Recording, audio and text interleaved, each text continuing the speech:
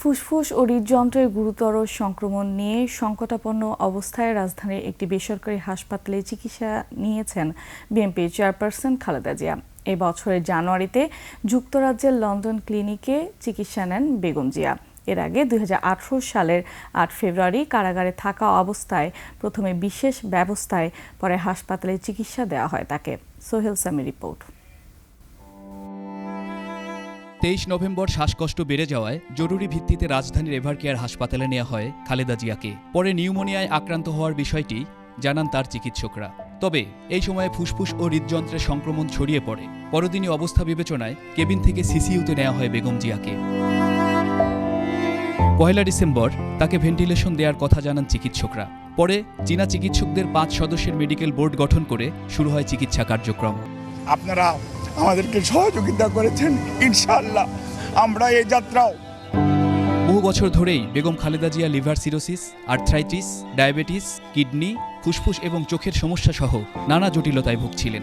আওয়ামী লীগ আমলে 2018 সালের 8 ফেব্রুয়ারি Zia orphanage trust দুর্নীতি মামলায় খালেদা জিয়াকে 5 বছরের কারাদণ্ড দেয়া হয়। তারপর থেকে প্রথমে কারাগারে বিশেষ ব্যবস্থায় ও পরে হাসপাতালে চিকিৎসাধীন ছিলেন তিনি।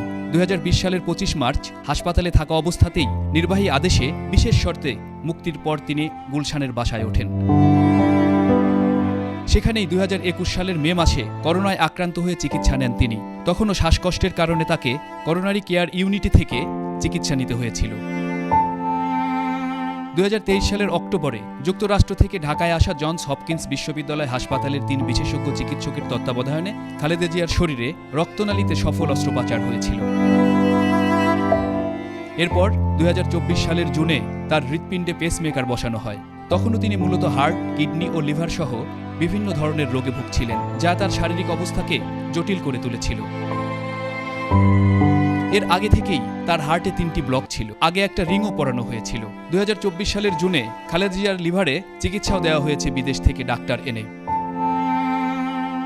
2024 সালের আগস্টে রাজনৈতিক পট পরিবর্তনের পর 6 আগস্ট রাষ্ট্রপতির নির্বাহী আদেশে তাকে সব দণ্ড থেকে পুরোপুরি মুক্তি দেওয়া হয়।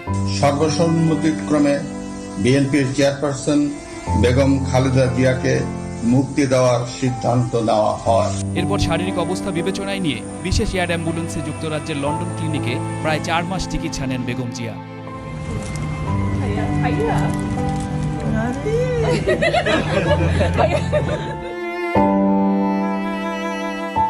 পরে দেশে ফিরে কয়েকবার চিকিৎসা নিতে এভারকেয়ার হাসপাতালে যান খালেদা জিয়া। সবশেষ 23 নভেম্বর চিকিৎসার উদ্দেশ্যে গুলশানের ফিরোজা থেকে বের হন খালেদা জিয়া। সোহেল সামি, 21 টেলিভিশন, ঢাকা।